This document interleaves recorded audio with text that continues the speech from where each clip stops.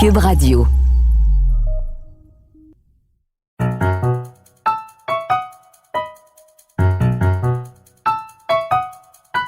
Ici Mathieu Bock-Côté et bienvenue aux Idées mènent le monde.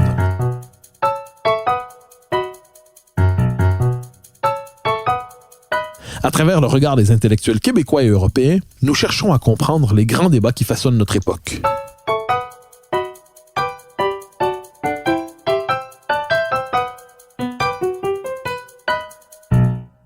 La question de la GPA, de la PMA, toutes les questions bioéthiques prennent une place centrale aujourd'hui dans la vie publique occidentale.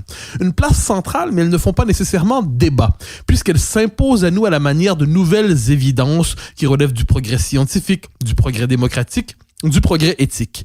Pourtant, certaines de ces innovations font débat néanmoins ou devraient peut-être le faire. C'est le cas de la GPA, la gestation pour autrui. Et pour en parler aujourd'hui, je reçois Céline Revel-Dumas, qui publie aux éditions du CERF, GPA, le grand bluff. Céline Revel-Dumas, bonjour. Bonjour Mathieu Bock-Côté. Alors, question première, tout simplement. Expliquez-moi un peu de quelle manière cette question est apparue dans l'espace public. Parce que jusqu'à tout récemment, elle semblait faire je dirais, non pas scandale, mais tout le monde semblait susciter l'étonnement. Et là, aujourd'hui, elle s'impose comme à la manière de la nouvelle étape des revendications démocratiques. Expliquez-nous de quelle manière elle est apparue. Alors, elle est apparue déjà, il y a une première génération de mères porteuses dans les années 80. Donc, il y a eu un combat qui a été mené, et finalement, la Cour de cassation, en France en tout cas, a décidé que c'était une pratique qui était contraire à tous nos principes. Et donc, la GPA, en tout cas la maternité pour autrui, a été interdite. Et elle est revenue peu à peu, notamment par le droit à partir des années 2000. C'est-à-dire que ça n'est plus pratiqué sur le sol français, mais désormais les partisans de la GPA passent par l'étranger pour faire des GPA, et donc quand ils rentrent en France, ils sollicitent la justice française pour pouvoir reconnaître l'enfant. Et c'est par là que c'est arrivé, c'est par le droit. Donc en réalité, à partir des années 2000, on a vu des demandes émerger de la part de couples infertiles qui ont fait des GPA à l'étranger et qui ont sollicité la justice française pour finalement donner tous les droits aux enfants qui étaient nés, et aussi créer une filiation fictive. À partir de là, on a vu peu à peu, avec le développement des réseaux sociaux, la pratique devenir de plus en plus acceptée, et surtout de plus en plus il y a eu un vrai travail de bouche à oreille qui s'est créé, d'échanges, et les couples infertiles se sont dit que c'était une véritable possibilité. Et devant un relatif silence, puisque c'était une pratique à ce moment-là très embryonnaire, si je puis dire, ça s'est peu à peu diffusé, et donc on a vu la GPA à la fois conseillée par des professionnels, parce que les gynécologues conseillaient aux couples comme dernière solution de passer par la GPA. Et donc à ce moment-là, en fait, on a vu aussi la revendication parallèlement de communautés homosexuelles, et notamment après le mariage pour tous et le vote du mariage pour tous.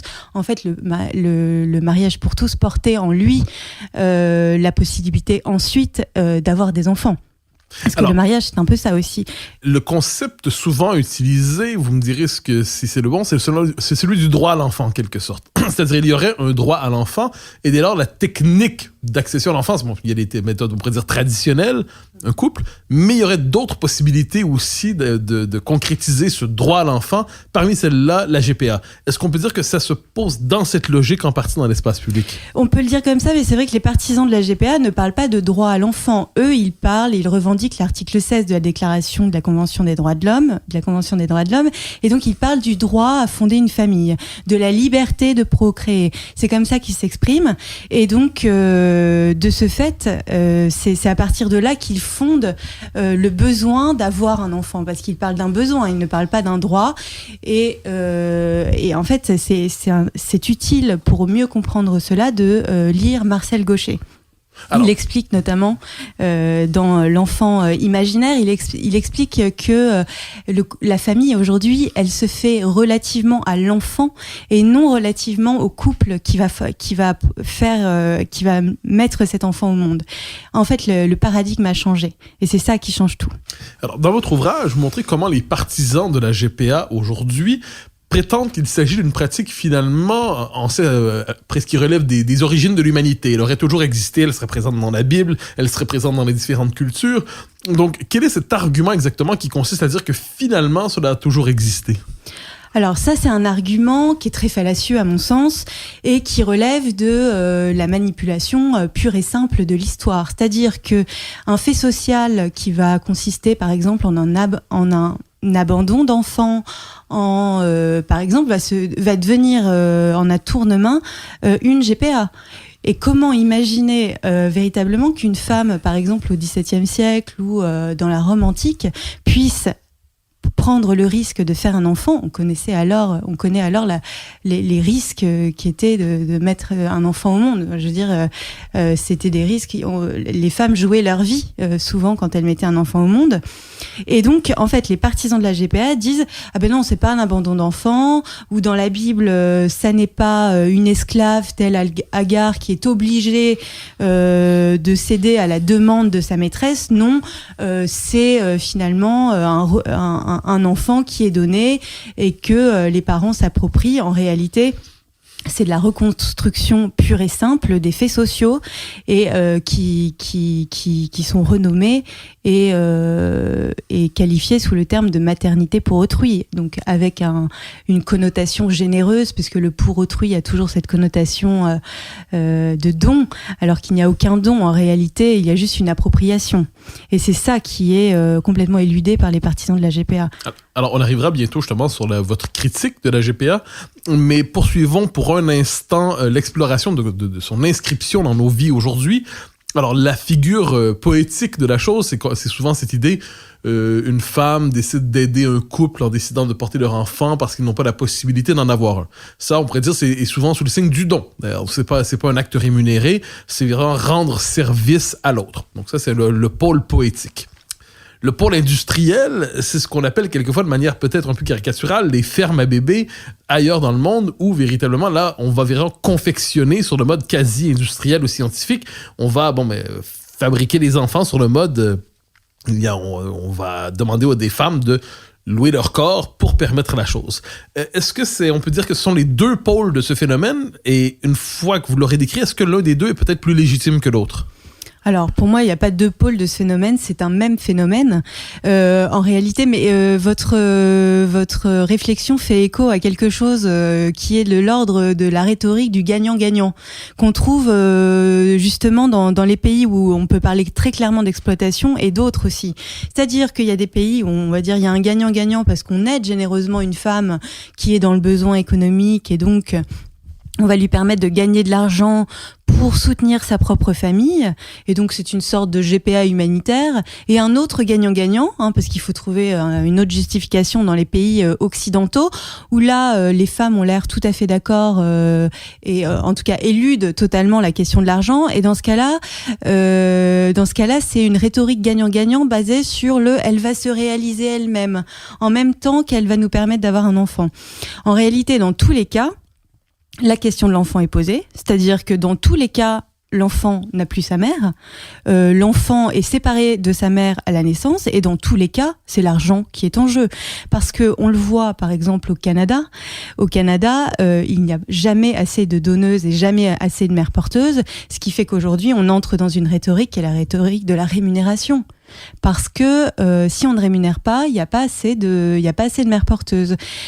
Il y a un autre pendant à cela qui est que finalement la mère porteuse n'est pas rémunérée, mais alors ça veut dire que tout le monde s'en met plein les poches, mais pas la mère porteuse qui prend tous les risques. Effectivement, c'est un argument qui tient la route. Sauf qu'on entre immédiatement dans une marchandisation qui est inacceptable et qu'on retrouve en Ukraine. Donc, les ficelles sont les mêmes, si je puis dire. Quand vous dites qu'on retrouve en Ukraine, dites-en davantage sur cet exemple qui ne nous est pas nécessairement familier. Oui, pardon. Alors, en Ukraine, effectivement, les femmes sont rémunérées entre 8 000 et 16 000 euros. Et donc, elles le font très ouvertement pour l'argent. Alors, un certain discours féministe, à tout le moins, depuis une quarantaine d'années, c'est « mon corps, mon choix ». Mon corps, mon choix, donc je fais ce que je veux, j'ai la vie sexuelle que je veux, j'ai la liberté intégrale de mes mouvements, de mes comportements, de mes amours, et ainsi de suite. Est-ce que dans cette logique du mon corps, mon choix, la GPA n'est pas l'aboutissement en quelque sorte, heureux ou malheureux, c'est une question ensuite où on tranchera, mais c'est l'aboutissement d'une femme qui exerce une pleine souveraineté sur son propre corps et qui décide dès lors d'être, si elle décide de louer son ventre ou tout simplement de le prêter, ça la concerne et ça ne concerne personne d'autre. Oui, tout à fait. Alors, pour revenir quand même sur cette traduction, mon corps, mon choix, ça vient de l'anglais our body, ourselves. En fait, ce que ça veut dire, c'est nos corps, nous-mêmes. Ça veut pas dire mon corps, mon choix. Bon, ça a été un peu dévoyé par les féministes françaises. Le problème d'une telle réflexion qui est de l'ordre de la liberté de faire ce qu'on veut, peut-on réellement faire ce qu'on veut de notre corps, quitte à se faire du mal? C'est une première question. Et dans la GPA, elle se pose particulièrement pour la femme, certes, mais aussi pour l'enfant, et notamment pour la survie de l'enfant. Par exemple, une femme qui est contre l'avortement et qui porte un enfant. On va se retrouver dans une situation qui est absolument terrible parce que il faut comprendre cela. Souvent, les femmes qui sont mères porteuses sont aussi contre l'avortement. En fait, ça procède d'une même logique qui est celle de la sacralisation de la maternité. Donc, ça veut dire que une femme va faire « oui, moi je veux être mère porteuse et je suis libre de le faire ». Et si jamais il y a le moindre problème et les parents commanditaires disent « ah ben non, attendez, c'est un enfant malade, nous on ne le veut pas », ou plus trivialement, mais ça se passe réellement, il y a 2 filles, nous avons commandé des jumeaux, il y a 2 filles, nous on n'est pas d'accord parce qu'on voulait soit 2 garçons, soit une fille et un garçon, on veut que la mère porteuse avorte. Eh bien, elle n'est pas d'accord. On se retrouve dans une espèce de situation inextricable et c'est l'enfant qui va payer le prix de cela. Et la femme aussi, quand elle est obligée d'avorter et qu'elle ne veut pas le faire. Et on se retrouve aussi dans des situations où parfois l'enfant naît et les parents ne le récupèrent pas. C'est arrivé, il y a eu 2 scandales comme ça. En Thaïlande notamment, on parle de baby gami.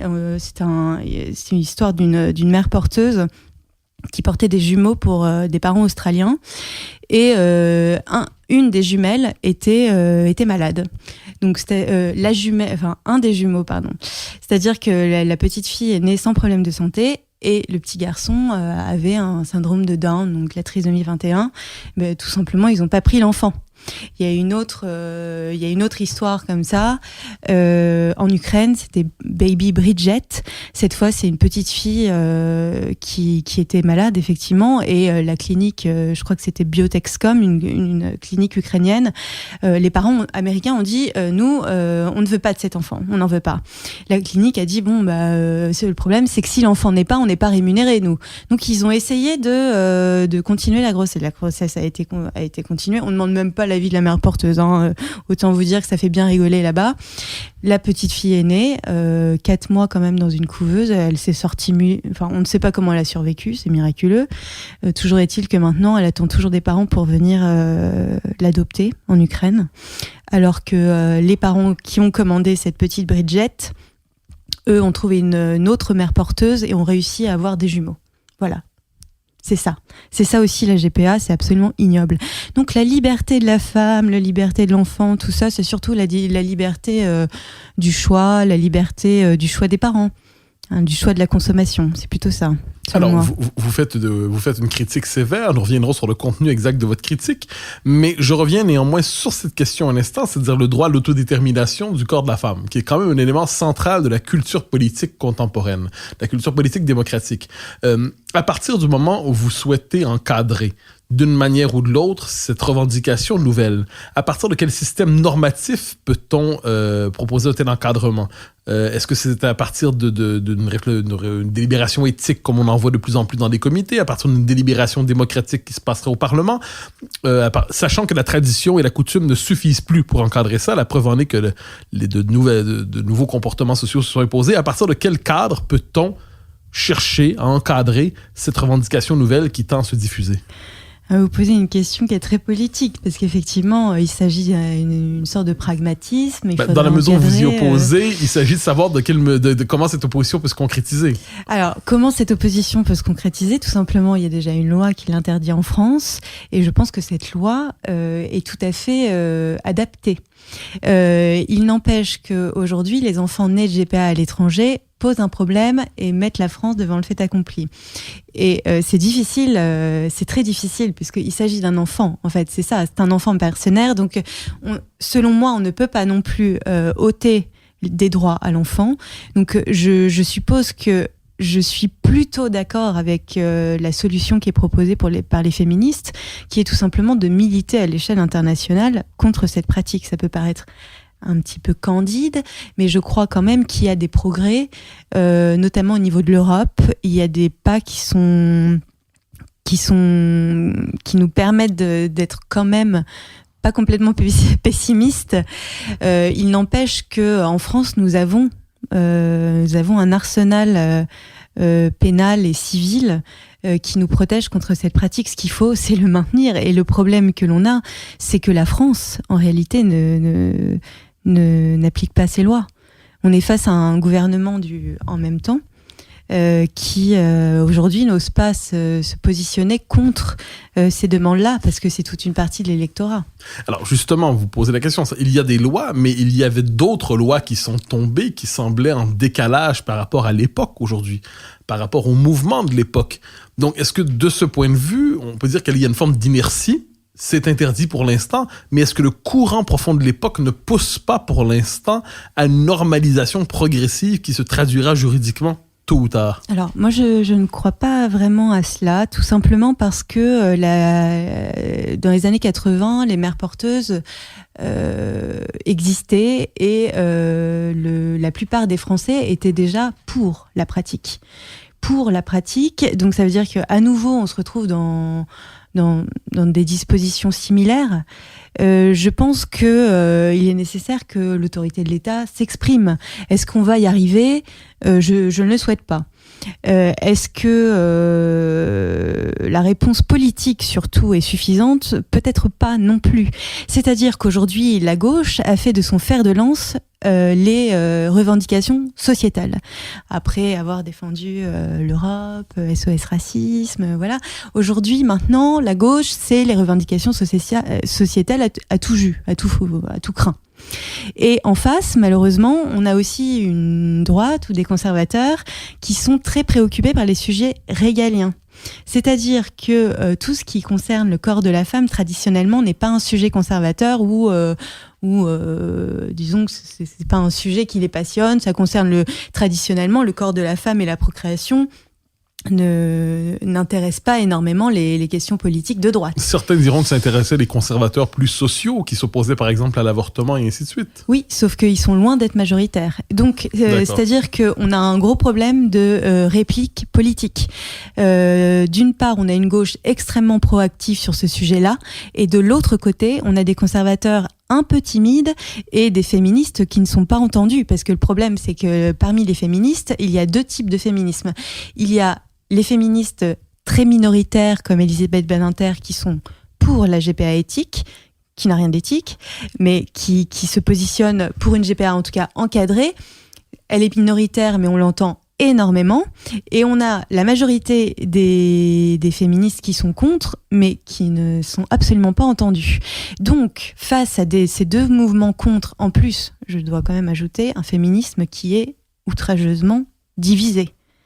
Donc, en fait, effectivement, s'il n'y a pas de réponse qui est solidaire de la part des contres, on se retrouve face à des progressistes et des GPistes qui ont un boulevard devant eux. Et qu'est-ce qui empêche la solidarité des contres, pour reprendre votre formule? Parce que vous avez évoqué, il y a des mouvements plus conservateurs, il y a des féministes, ces gens-là ne s'entendent pas nécessairement, se retrouvent rarement dans le même lit, pour utiliser une mauvaise image. Alors, qu'est-ce qui empêche aujourd'hui les différentes sensibilités qui s'opposeraient d'une manière ou de l'autre à ce que vous présentez comme une instrumentalisation du corps de la femme? Qu'est-ce qui les empêche de s'unir sur cette question en particulier? Je crois que c'est une tradition française, tout simplement, de se désunir au nom de principes quelconques et de questions multiples et variées et sur lesquelles on ne pourrait pas s'allier. Et c'est bien dommage, parce qu'on se retrouve face à des situations où justement la fin pourrait justifier les moyens et que ça n'est pas une politique française ou une tradition française, je crois.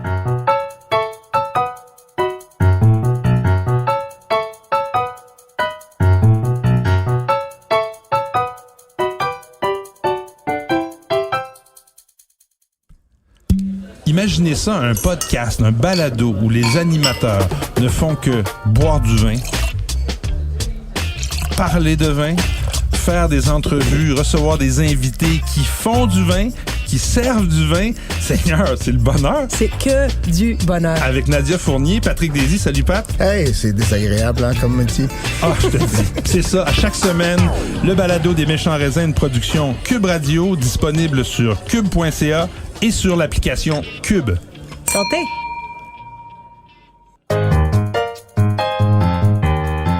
Il y a un élément dans votre livre, vous l'avez évoqué plus tôt, je voulais y revenir, vous parlez de la sacralisation de la maternité, en y voyant un trait, probablement un trait qui caractérise l'époque.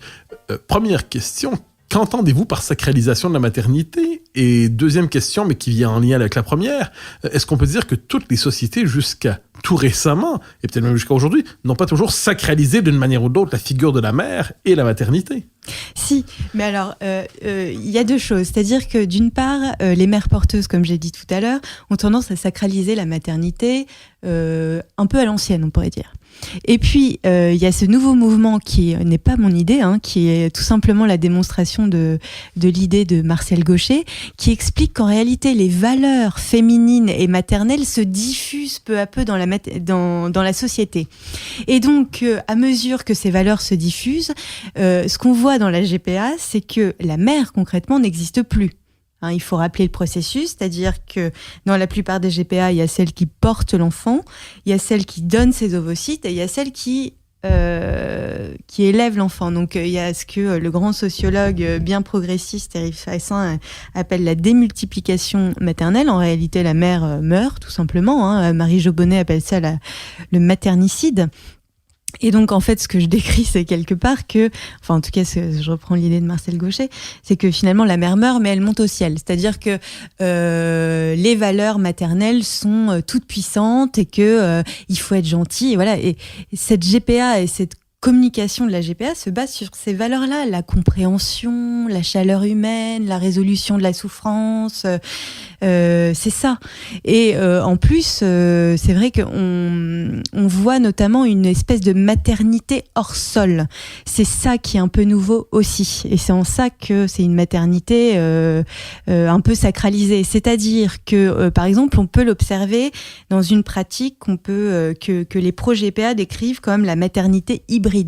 C'est-à-dire que il y a celle qui met l'enfant au monde et il y a celle qui va élever l'enfant, la mère porteuse et donc la mère demandeuse, et elles sont appelées souvent la patiente hybride. Voilà, donc en fait la mère, elle est entre elles deux, elle est à la fois les deux, c'est très étrange et on se retrouve finalement dans une sorte de maternité qui s'est élevée un peu au ciel, qui est de l'ordre de l'idée, qui est séparée de la chair. Et c'est très cohérent avec cette question de transgenre, où le sexe ne serait pas le sexe, où le corps ne serait pas le corps, et où finalement la mère n'est plus la mère, parce que c'est un lien qui est très encombrant, et donc qui peut être uniquement choisi. Et d'ailleurs, de ce point de vue-là, c'est important de dire que le choix va toujours avec son pendant qui est le refus. Donc la maternité sacralisée, en réalité, c'est une sorte d'absence de maternité ou de maternité, vaporisée, religieuse presque. Alors, on a beaucoup parlé de la question de la GPA en elle-même, de la question de la femme. On peut la prendre de l'autre côté aussi, du point de vue de l'enfant. Alors, quels sont les effets, je dirais à la fois supposés, documentés, observés et de la GPA pour les enfants qui en naissent d'une manière ou d'autre? Le phénomène est assez nouveau aujourd'hui, donc je ne vois pas dans quelle mesure on peut le documenter à grande ampleur, mais que peut-on savoir, que peut-on supposer du point de vue de l'enfant, de cette existence dédoublée ou démultipliée, pour reprendre la formule d'Éric Fassin que vous avez citée?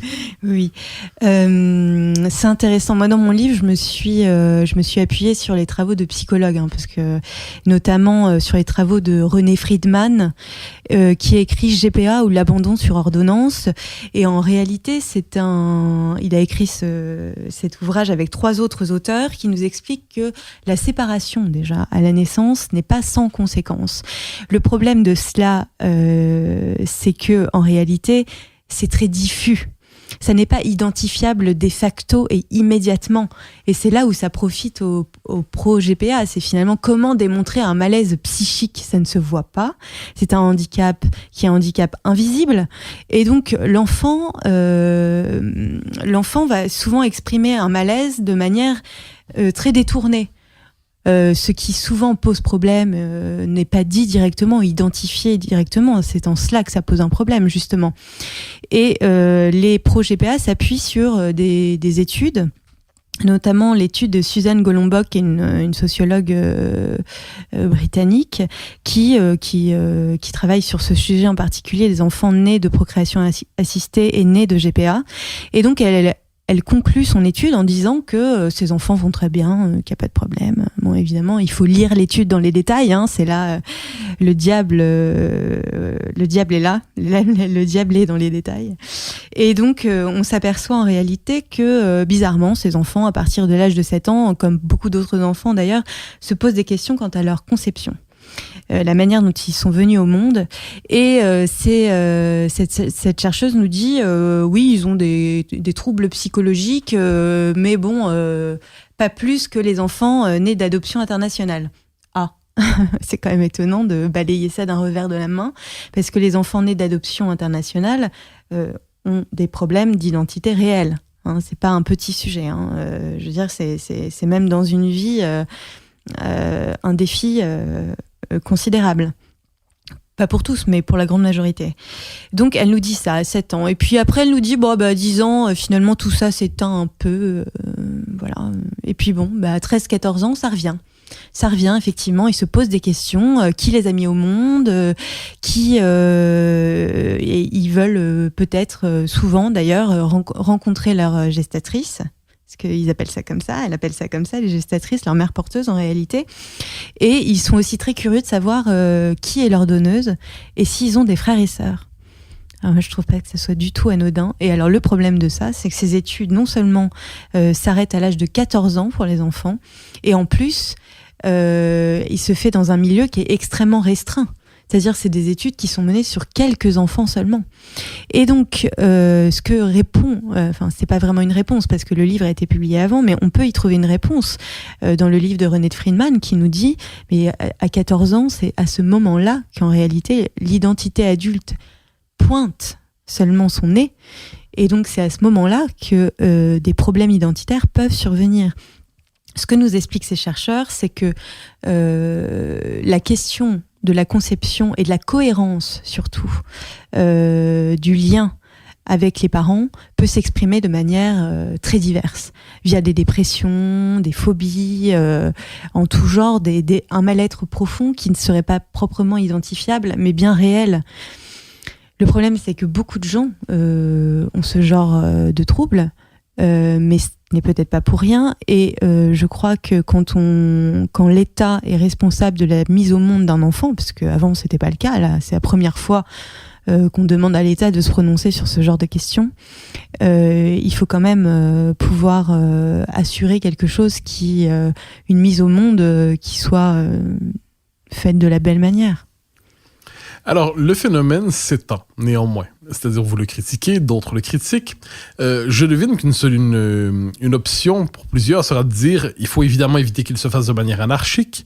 Il faut évidemment éviter les fermes à bébés, comme on a déjà parlé en Inde. Il faut évoquer la marchandisation intégrale du corps de la femme.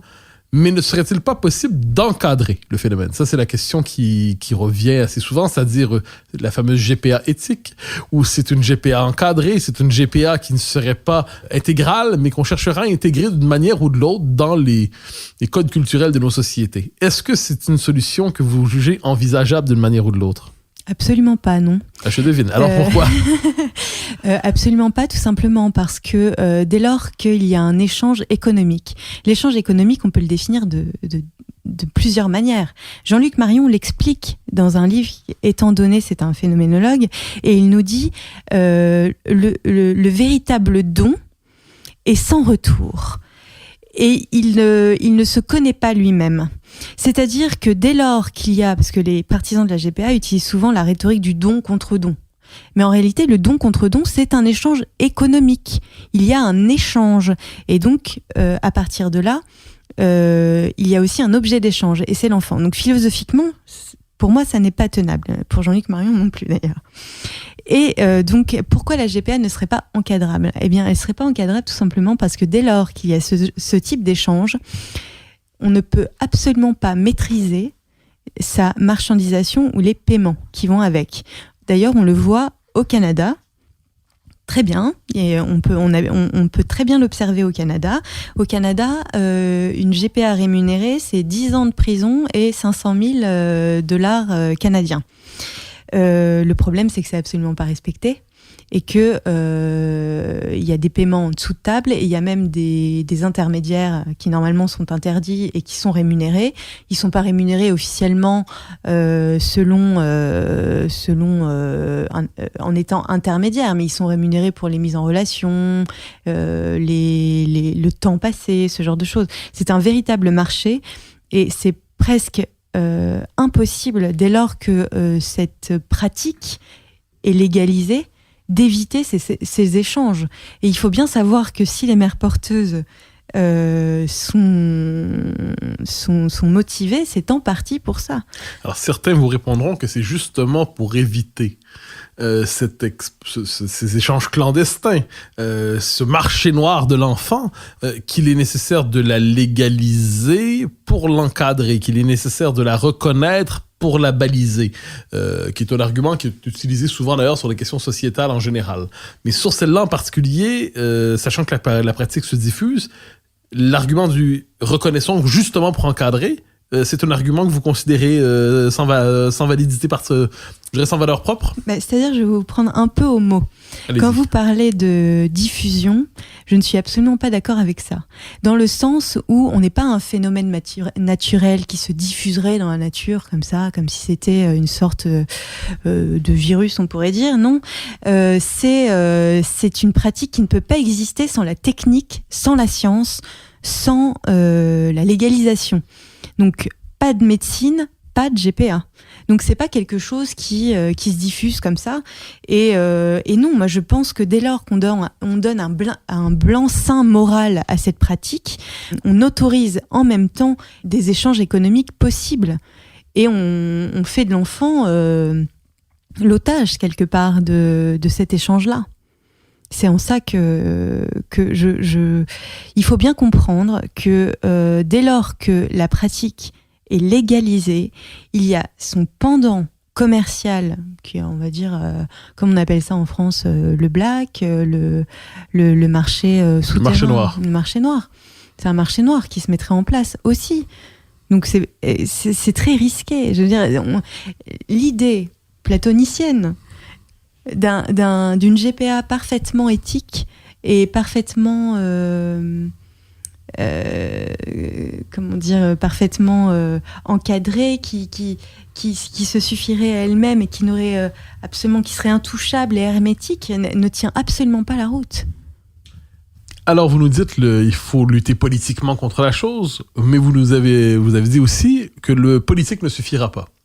Donc, quel est le combat qui doit être mené pour justement faire reculer la progression de cette idée, selon vous, sachant que le combat politique ne suffit pas. Donc, c'est une bataille spirituelle, religieuse, culturelle, métapolitique, comme on dit aujourd'hui, en voulant faire savant. Elle est totale, la bataille. C'est vrai que ça va être difficile. Je pense que le combat est politique, c'est-à-dire que si un jour les féministes et tous ces hommes politiques voulaient se réveiller et se mettre d'accord contre la GPA, ce serait une très bonne chose, que ce soit dit tout de même. Après, je pense que c'est une bataille qu'il faut mener aussi dans les médias, parce que le grand problème, c'est que les voix favorables à la GPA sont très très entendues dans les grandes émissions et que pour le moment il n'y a aucune rhétorique possible à la télévision. Or c'est là les Français regardent énormément la télévision, donc c'est à dire que quand on voit des émissions où il y a Christophe Beaugrand là, qui vient de sortir un livre sur sa GPA, Christophe Beaugrand étant, pour le public québécois, étant un présentateur français qui a présenté par exemple Danse avec les stars, je crois. D'accord. Et il vient de publier un livre qui s'appelle Fils à papa. Voilà, la pub est faite. Et donc il nous explique, et il est passé sur tous les plateaux des grands médias. En face, il n'y a aucune rhétorique. Il n'y a aucune rhétorique possible. Donc ça passe par la médiatisation, ça passe aussi par l'expérience, par les faits. C'est ce que j'essaie de faire dans mon livre, c'est-à-dire de montrer l'exemple de ce qui se passe très mal. Et quand ça se passe très mal, ça se passe vraiment très mal. Des bébés abandonnés, c'est inacceptable et c'est choquant. Et ça n'est pas dit dans les grands médias, ou ça n'est pas dit haut et fort, en fait. Alors, vous répondez sur le plan tactique, si je peux me permettre, mais je vous propose la question sur un autre registre. C'est-à-dire, est-ce qu'en dernière instance, la bataille politique ou médiatique, c'est une bataille pour le pouvoir, c'est une bataille pour les lois? Mais est-ce que le combat doit être, je reprends les termes d'il y a quelques instants, un combat spirituel, moral, culturel, religieux? Est-ce que finalement, en dernière instance, c'est à ce niveau, sur la conception de l'être humain, que se mène cette bataille? Ah bah évidemment, oui, ça c'est sûr. Effectivement, là, c'est une bataille des ultra-progressistes contre une vision conservatrice, qui est celle que la mère, finalement, doit prendre soin de son enfant. Elle se joue sur un plan souverainiste même, puisque il s'agit de retrouver des valeurs que nous avons et conformes à notre droit, plutôt que de nous faire envahir par des idées américaines qui sont absolument contraires à toute notre éthique. J'en parle souvent, mais par exemple aux États-Unis, tout est commerce. On voit que le marché a flouté de manière totale, en fait, la question de la production et de la reproduction. Le marché a investi la sphère intime aux États-Unis dès les années 70, et aujourd'hui on en est là aussi en France. Et donc il y a une diffusion des pratiques, en tout cas il y a une diffusion des idées américaines et qu'il faut, finalement, c'est un combat à grande échelle, vous le soulignez très bien, et donc c'est vrai que le combat est plus global, il est plus large. Alors, j'ai voulu centrer notre entretien sur la question de la GPA, qui est évidemment le thème de votre livre, mais normalement, pardonnez-moi, on dit GPA, PMA. Les deux viennent ensemble. Donc, la procréation médicalement assistée, qui est une toute autre question. Mais est-ce vraiment une toute autre question? Donc, nous arrivons vers la fin de notre entretien et je me permets de vous lancer sur ce terrain. Est-ce que la PMA pour vous, donc la procréation médicalement assistée, cause vous inspire de semblables inquiétudes, ou s'agit-il d'un autre dossier pour vous? Alors, c'est différent parce que la PMA, c'est-à-dire que l'enfant est toujours en contact avec sa mère, c'est sa mère qui met l'enfant au monde. Il y a quand même un décrochage dans le sens où, pour la première fois, on légalise l'absence de père. Hein. C'est ce qui est dit la plupart du temps. Et surtout, le père, il n'y a plus de père, tout simplement. Hein. Donc, dans le cas de la PMA pour les femmes seules, c'est à quoi vous faites référence? Oui, notamment. D'accord, oui. Mais vous ne faites pas référence à la PMA dans les couples? Non, la PMA dans les couples, en fait, il y a quand même un mimétisme de la procréation naturelle. Donc c'est pour ça que je ne parle pas de PMA dans les couples. Donc vous parlez de la PMA pour les femmes seules quand vous dites pour les ça. femmes D'accord. seules. Et donc là, pour les femmes seules, effectivement, on arrive dans une rhétorique qui est la rhétorique individualiste finalement aussi, où l'enfant est le désir propre d'une seule personne, et donc on se soucie moins de son propre désir que du besoin de l'enfant. Je trouve que dans la GPA, à titre personnel, on entre dans une rhétorique qui est bien pire, dans le sens où on a affaire à un tiers qui est la mère porteuse, et on entre immédiatement dans le sujet de la marchandisation. Et donc la science, je veux dire, on sort d'une procréation naturelle, purement naturelle, et surtout on est dans une rhétorique qui est complètement contraire à notre droit. C'est-à-dire que ce n'est plus la mère qui est l'accouchée. C'est-à-dire le mater semper certa est, fermement inscrit dans notre droit, et qui fonde toute l'organisation. Et que vous traduirez en disant? Oui, que la mère est toujours l'accouchée. Toujours celle qui accouche. La mère est toujours sûre, en réalité. Et le père est toujours incertain. C'est ça l'adage romain. Or là, avec la GPA, tout cela est abandonné, et on se retrouve dans des situations où, en fait, c'est l'architecture de notre droit qui est remise en question. C'est moins le cas avec la PMA, quand même. Alors, vous parlez de l'architecture de notre droit. Est-ce donc vous situez ça sur le plan juridique. Est-ce que c'est un argument qu'on entend souvent? On peut dire de la GPA qu'elle représente aussi une forme de bris anthropologique. C'est-à-dire, dans une certaine conception de l'être humain, on bascule en fait d'une conception de l'homme à une toute autre conception de l'homme à travers la GPA. Est-ce que c'est à ce niveau aussi qu'il faut situer la réflexion? Oui, en tout cas, les partisans de la GPA le situent à ce niveau-là. Et ses adversaires? Non, moi je suis assez convaincue que les exemples anthropologiques qui sont donnés par les partisans de la GPA sont très inadaptés et sont complètement sortis de leur contexte. Quand on cite les Nouers, les Samo, des tribus africaines qui sont innervées de traditions totalement opposées aux nôtres, on ne peut pas s'y référencer et faire un copier-coller ex nihilo dans notre société. Ça n'a pas d'historicité ou de généalogie. Alors, je précise le sens du bris anthropologique auquel je fais référence. Donc, je ne fais pas référence à la diversité des codes culturels à travers le monde, mais à l'intérieur même de la civilisation occidentale. Donc, une certaine idée de l'être humain, donc une anthropologie, une conception de l'homme. Donc, quand je parle de bris anthropologique, c'est-à-dire de rupture anthropologique, c'est-à-dire une rupture dans une certaine idée de l'homme qui remonterait aux origines de notre civilisation. Donc, en fait, une vraie et profonde révolution à l'intérieur de notre civilisation dans la conception de l'être humain. Alors, ça pourrait être considéré effectivement comme une vraie révolution anthropologique dans le sens où, pour la première fois dans notre histoire, on a les moyens de modifier l'être humain et surtout de le séparer, de le designer, de le façonner avec le DPI, etc. C'est l'homme démiurge.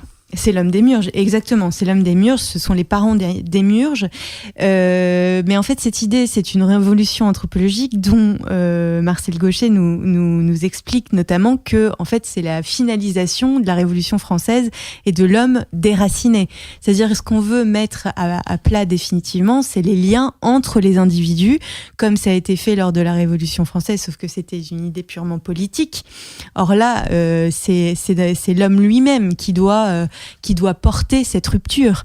C'est-à-dire avant la Révolution française, le lien entre les gens et les liens entre les individus étaient les liens familiaux.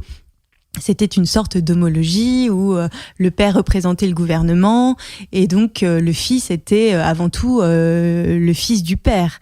Avec la Révolution française, on coupe tous ces liens et il y a un mouvement de non plus de verticalisation mais d'horizontalisation totale où chaque individu est directement lié à l'État. Et donc finalement, la GPA, c'est un peu la concrétisation de cette idée-là. C'est-à-dire que on ne veut plus de lien avec le père, ça y est, on l'a tué, on a bien compris que le patriarcat c'était terminé. Et puis maintenant, on veut couper le lien avec la mère. Tout cela pour faire un individu, un peu hors sol, complètement individu, un atome qui se promènerait comme ça, un électron libre, parfaitement individuel. Or, malheureusement, moi, ce que je pense profondément, c'est que l'homme et l'individu sont profondément charnels et qu'on ne se départit pas comme ça de liens et que la mise au monde est très symboliquement ce lien-là non pas entre juste la mère et son enfant, mais entre tous les individus.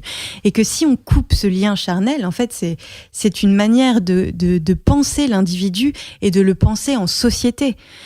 Le risque, symboliquement, c'est tout simplement qu'il n'y ait plus de société. Si les individus sont déliés, ne reconnaissent plus les liens entre eux charnels, c'est-à-dire que c'est des individus qui ne sont plus solidaires aussi. Alors, Céline Revel-Dumas, c'était un grand plaisir de vous recevoir aujourd'hui aux Idées mènent le monde. Je rappelle le titre de votre ouvrage, GPA, Le Grand Bluff, aux éditions du Cerf. Merci à vous. Merci beaucoup.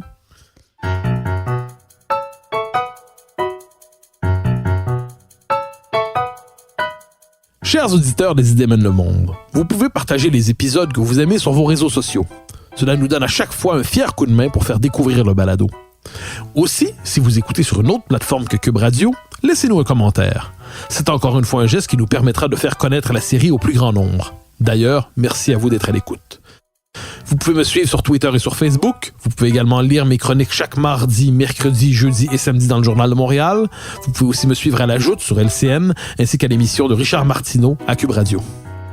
Recherche et animation. Moi-même, Mathieu Bock-Côté. Montage et réalisation, Anne-Sophie Carpentier. Une production de Cube Radio.